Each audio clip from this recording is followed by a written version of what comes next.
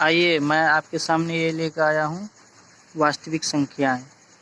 तो वास्तविक संख्या से आप लोग परिचित हैं, जो जिसका टाइप्स मैंने बताया था। प्राकृतिक संख्या, पूर्ण संख्या, पूर्णांक संख्या, प्रमेय संख्या, अप्रमेय संख्या, ये सारा तो वास्तविक संख्या में आते हैं ना। तो वो लिस्ट भी बच्चे लोग जो है दिखाया था बना के, बहुत अच्छा लगा जब बनाया, और लिस्ट बना के कॉन्फिडेंस के साथ जवाब भी दिया, और जैसा मैंने चाहा था वैसा ही तैयार किया था। ठीक है,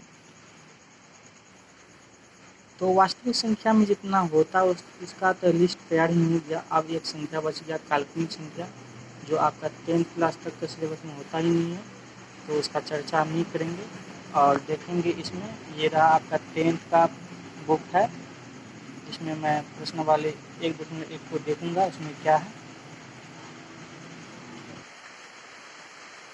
तो देख पा रहे हैं, बहुत ही मज़ेदार सवाल है ना। आप देख के खुशी हो गए होंगे इस सवाल को। तो चलिए मैं इसको सोल्व करता हूँ। इसको पढ़ लिया आप लोगों ने, आप अपना मैथ बगल में रख के पढ़ लें। मैं भी एक बार पढ़ लेता हूँ तब तो सोल्व करूँगा। जो कहता क्या है, निम्नलिखित संख्याओं का एचसीएफ ज्ञात करने के लिए यूक्लिड विभाजन एल्गोरिथम का प्रयोग कीजिए। तो क्या करना है, यूक्लिड विभाजन एल्गोरिथम का प्रयोग। चलिए भाई, ये तो नया बात सुनने का आ रहा है ना। आपने कक्षा 5 और 6 क्लास में ही देखे होंगे जो एचसीएफ कैसे हम निकालेंगे, है ना। तो वाकई में कक्षा 5-6 से ही शुरू हुआ था, जो 2 या 2 से अधिक संख्या समूह का आपने एचसीएफ निकाला था। तो भाग विधि से भी और अभाज्य गुणनखंड विधि से भी, ये जो विधि है इसको मैं देखूंगा। चलिए एक पेज आप पीछे उल्टाइए, 2 पेज पीछे उल्टा ये आपको मिला यूक्लिड विभाजन एर्मिटा का जो सूत्र यहाँ दिया है, जिसके आधारित ये हेल्प मिल जाएगा सॉल्व करने का। इसी पे मैंने बैठाऊंगा और दिखाऊंगा। चलिए, इस समय अभी तूफान भी हाजिर है, पढ़ाते वक्त नेटवर्क कभी कभी छोड़ देता है। तूफान के साथ साथ बारिश भी फ्री है, बारिश भी हो रहा है।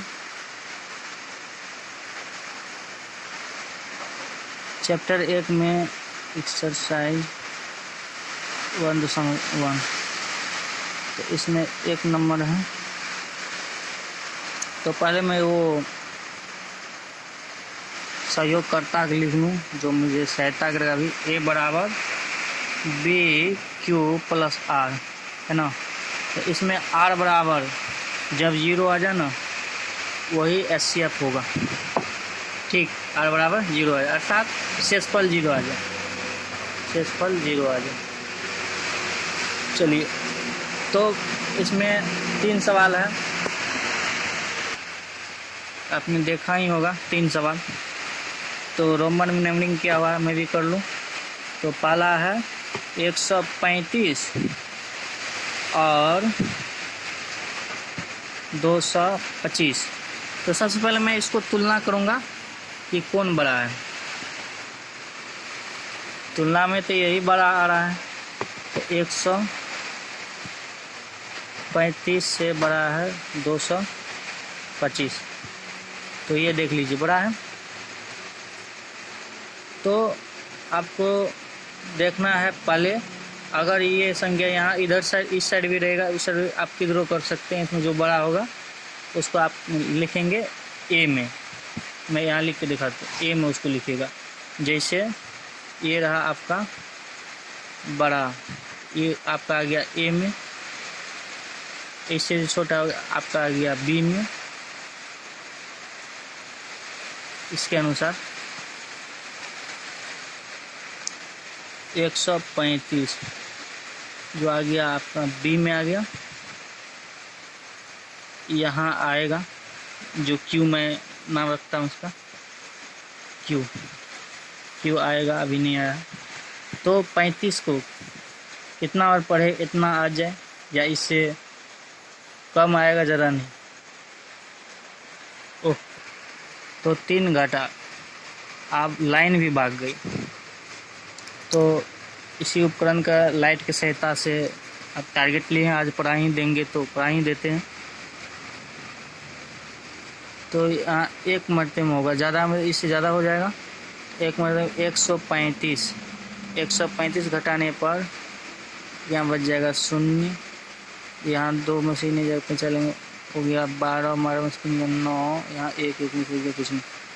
तो चलिए, ये प्रथम चरण हुआ आपका, चरण बाय चरण कर देंगे, जो चरण में r बराबर 0 आ जाए।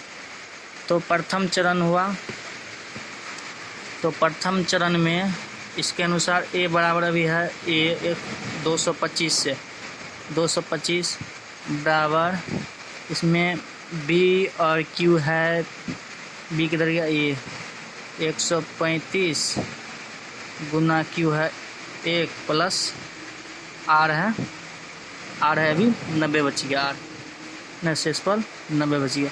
चलिए दूसरा चरण लेते हैं। दूसरा चरण में आपको पता है भाग विधि से आप बनाते होंगे, ये आपका अब हो जाएगा क्या, b, ये हो जाएगा b चरण में आ जाएगा, ये आ जाएगा b में।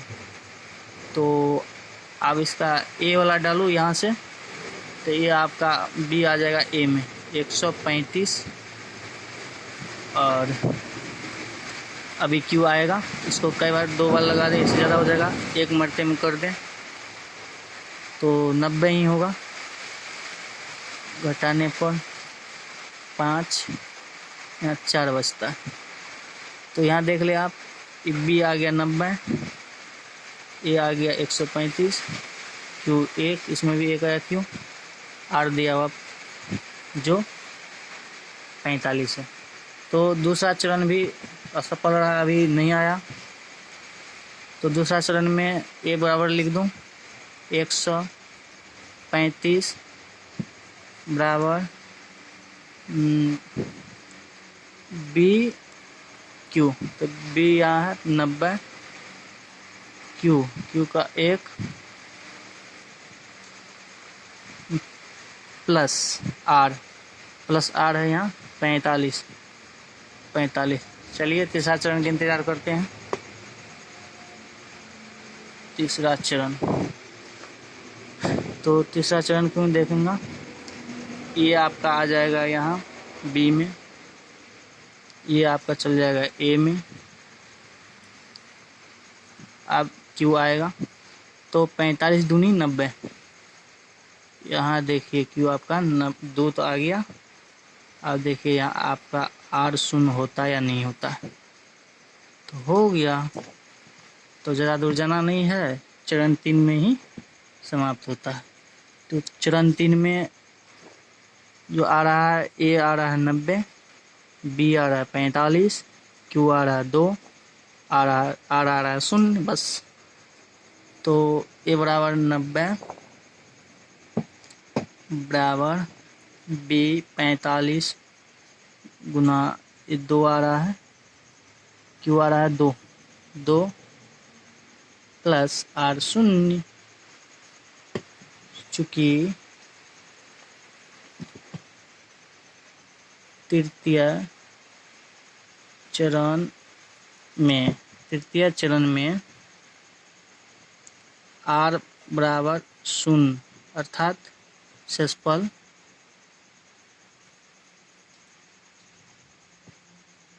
बराबर 0 आ रहा है,